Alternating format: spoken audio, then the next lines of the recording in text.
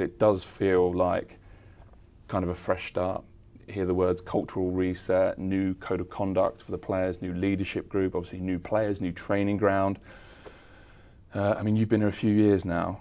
Does this feel like something different? Does it feel like a fresh start? No, obviously, I think every pre-season is a fresh start. You know, you always come with a big smile in your face for what's coming, and you want to make it different. You want to try to improve yourself, to improve the team, to help everyone.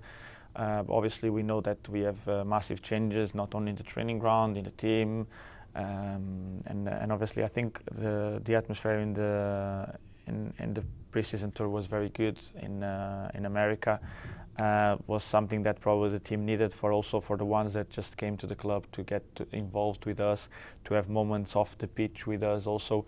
I think that was very important, and obviously I can say that you feel a different atmosphere because obviously it's the start of the season. We haven't started yet, so we are all in the same path, all in the same line. We know what we want from the season. We know where we have to go. We know what's the line we have drawn for ourselves also. And if someone steps out of that line, they're gonna have consequences by doing that. And I think that's a very important thing that in the past we probably thought that even if you step out a little bit of the line, you'll be okay. And now we've spoke, not only the manager but also the players. We've spoke and we said, like, guys, this is the minimum standard that we need, and whoever steps out of this will have problems, not only with the staff but also with the teammates. Is that the big difference maybe this season, that now, perhaps because of this new leadership group, the consequences, you don't necessarily have to be looking to the manager, the consequences come from your teammates? No, it has to come. Obviously it was already like this in the past, but obviously if you could create a group of 6 players that can get into every small group that you have in the dressing room, because it's normal to have more bond with some people than with other people. That will happen not only in football but in your life. So I think that the way the manager chooses the 6 players is also that he knows he can get to every spot in the dressing room to try to get the best out of everyone. And obviously everyone in that group has different ways of leading, different ways of deal with the problems. But obviously that was something that I was doing it in the past, but probably you get into a point that my voice gets a little bit tired for them, you know, like it's always the same one talking. And now having the chance to have another 5 players with me talking and saying the things will make things very differently. Not Age was always someone that was very, very vocal and very helpful, because obviously since I became captain, he never stopped being one of the captains too. So as someone that was always going through to make decisions, to talk with the players, to do different things. So now obviously officially is in a group of leadership, but is someone that's being helped me a lot through this period. So he's not going to change nothing for him, but obviously certain players came like as new in this leadership group, that they can bring different things. Is that a big help for you? I just wondered, like, over the past few years, how hard you feel you've had to work to kind of hold things together in the dressing room. Certainly in my job, you know, I'll be at Old Trafford for big games, and it's often, if it doesn't go right for Manchester United, it's you that has to come out. It's you that has to be the voice. So do you think this new kind of leadership group it maybe takes a bit of the responsibility off you, a bit of weight off your shoulders? No, I don't think in that aspect will change much, because I'm not afraid of coming out when we lose a game, when we have a bad moment. So, and obviously being most of the times me, it's not good for my image, but I don't really look at it in that way, because I know how difficult it is to come out in a moment where you're not doing very well, and you have to talk to the media, and you have to get into the critics and all the stuff. But I don't really mind at all, so I do it. Obviously I want that to be spread from everyone, and it doesn't have to be the leadership group, because we can have players that want to talk when we win, and when they score, when they have a good game, and then when the things are going wrong, they don't want to talk. It has to be always a balance in there, but obviously I don't want that everyone or always the same ones talking when we lose. But if it has to be me, I'm more than fine with that.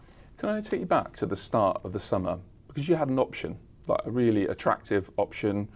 I mean, I know we don't talk about it a lot, but financially, and not just that, an ambitious project. You had friends at Al Hilal. It would have, in a lot of senses, made sense. And also here, you didn't necessarily have Champions League football. You haven't had a team that's won the Premier League in a little while. But perhaps says a lot about you that you wanted to stay. You wanted to be a Manchester United player still. So what was the thinking there? No, I haven't fulfilled my dreams here yet. So I think I still can give something to the club. I think I'm still in a position where I'm helpful.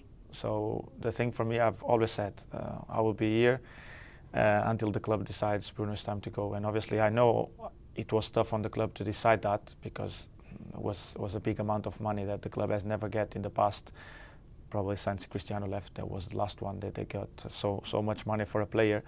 And I know probably on the club was tough to decide, because from one side they have the club captain, a player that's being important for them, even if times are not being great. I've been performing and everything, and I know on the public eye will be bad if things go wrong, but will be very good if things go well, and if they sell me and they get more players and whatever.